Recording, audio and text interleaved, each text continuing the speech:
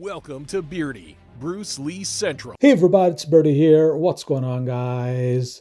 Okay, so good old Chuck Norris. We all know him, we all love him. But I have a feeling you're not going to agree with him on this one, okay? So, good old Chuck has a bizarre theory concerning Bruce Lee's death. So, let's take a listen to what Chuck Norris has to say about Bruce Lee and Bruce Lee's death. Suspect foul play, by any chance? I don't know. I can't even speculate what the situation is. Sitting down. I said, oh, wow, you know, and because I'd never met him. I'd seen him, doing his stuff. And anyway, we kind of nodded at each other. And then I fought and won the championship. And Bruce Lee goes like this here. So I go down there and get off, and we start talking. And he says, don't you live in LA? I says, yes. He says, I do too. So why don't we start training together? I said, okay. So Bruce and I worked out for 2 years together. He taught me a lot of his Chinese techniques, and I showed him a lot of our techniques of kicks and all the stuff here. He believed in only kicking below the waist. And I said, well, that's good, Bruce, except you should be able to kick anywhere. You should be able to put that foot anywhere. And so, so we trained together for 2 years, and he got, as you can tell, he got really good at it. and anyway, and then finally he gives me a call, and he says, I'm leaving for Hong Kong to do a movie. And I said, oh, that's great. Well, good luck. So I don't hear from Bruce for 2 years. And then out of the blue, he gives me a call. He says, I've done 2 movies in Hong Kong, and they're really successful. He says, I want to do a movie now with a fight scene that's never been done before, and I want you to be my opponent. I go, and I've never done anything like that. I said, why? Because I'm the world champion? Is that? And I said, well, who wins, Bruce? He said, kidding. He said, I'm going to win. I'm the champ. I'm the winner. I'm the star. I said, oh, okay. So anyway, Bruce and I, did this big fight scene in Rome, and it was really, because Bruce and I worked out for 2 years together, so we knew each other very, very well. I knew everything that he wants to do, and he knows everything that I like to do. And so when we did the fight scene, we pretty much just put it together right there. And anyway, we did the fight scene, and after it was over, I went back home, and then in 1972, I get a call. Bruce is coming to LA to see his doctor. And he says, so he says, let's have lunch. So we do. We have lunch, and he says, I'm going to see the doctor, and because I've got some problems. I'm getting dizzy and passing out. So I want to find out what it is. So anyway, so he goes to the doctor, does the whole thing. Anyway, after he does, we get back together, and I said, how'd it go? And he says, well, the doctor says, he was 32, he was the same age as me. We were both 32. And he says, the doctor says, I'm like an 18-year-old kid.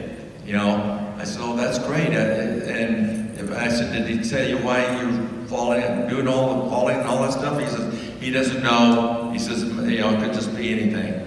So anyway, he leaves for Hong Kong.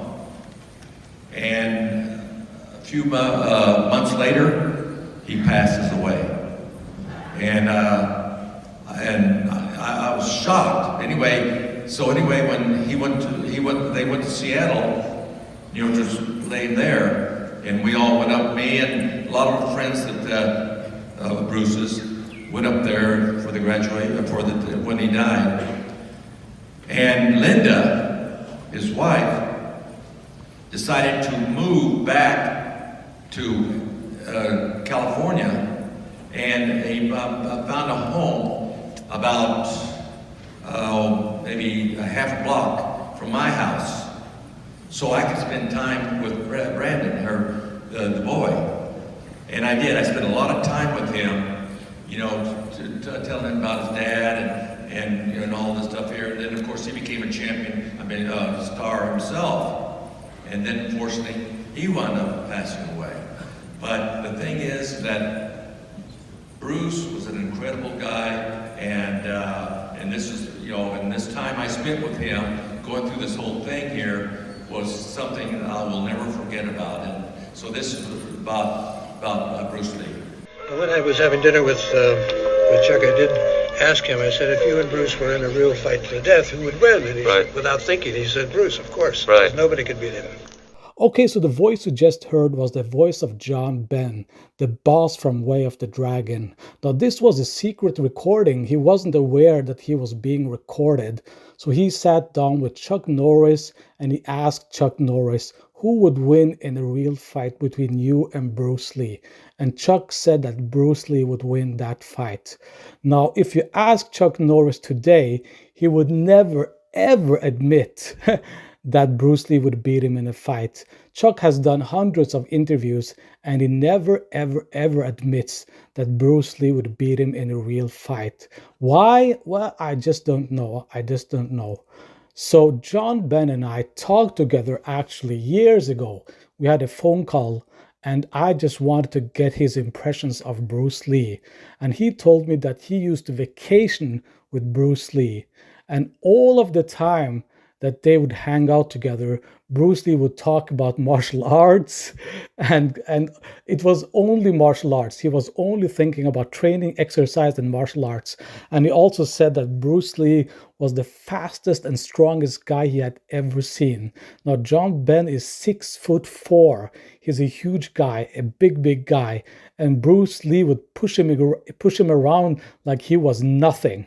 And you even saw that in the movie Way of the Dragon. In fact, I was fighting for the world title, and that's when Bruce was doing the Green Hornet series, and he came back there as a celebrity guest. And after I won the title, the promoter introduced me to Bruce, and so we started talking about our philosophies and the martial arts and so forth. And anyway, we were both staying at the same hotel, the Americana in New York, and we started walking over to the hotel. As we got going up the elevator, I remember Bruce was staying on the 7th floor, and I was on the 9th. As we got to his floor, we were really getting pretty involved into our conversation. So instead of me going up, I stepped out in the hallway with him, and it's like 11:30 at night, and we started working out in the hallway. And next time I looked at my watch, it was 7 o'clock the next morning.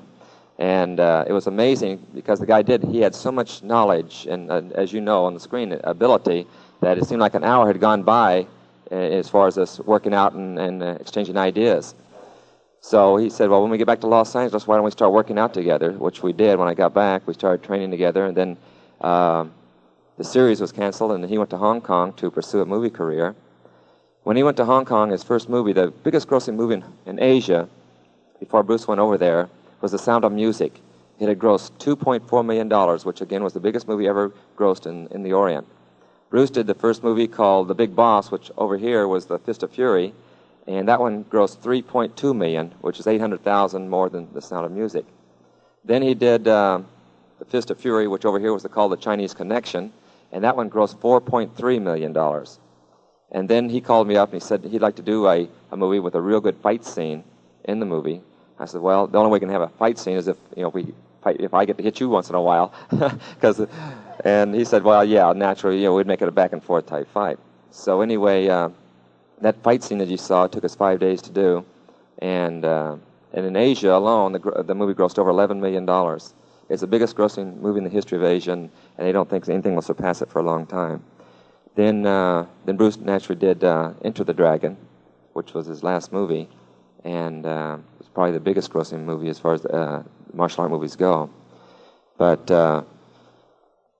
Bruce was 32 years old. Let me explain something about his death too, because there's, I guess, so many rumors that are going about how he passed away and so forth, about touch of death and drugs and so forth. And so I'd like to clarify that before we go on with the demonstration.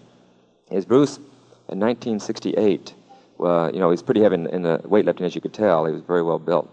And he was lifting weights one night with 𝘽𝙧𝙪𝙘𝙧, who was a student of his when he was in Los Angeles, playing at UCLA.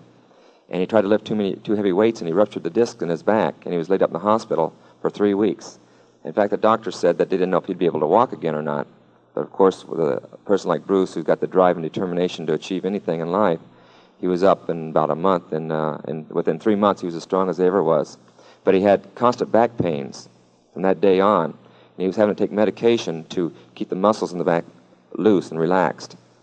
So what happened is that when he was in Hong Kong preparing for his next movie, he was working with a girl named Betty, and who was going to co-star with him, and he got a severe headache. So Betty gave him some antibiotics for the headache, and with the medication he had taken for his back and the medication he had taken for his headache, they reacted to each other and made his brain swell up, and it created an aneurysm, or ruptured blood cells in his brain, and that's actually what happened. So if anyone asks you what happened, that you can tell them the true story.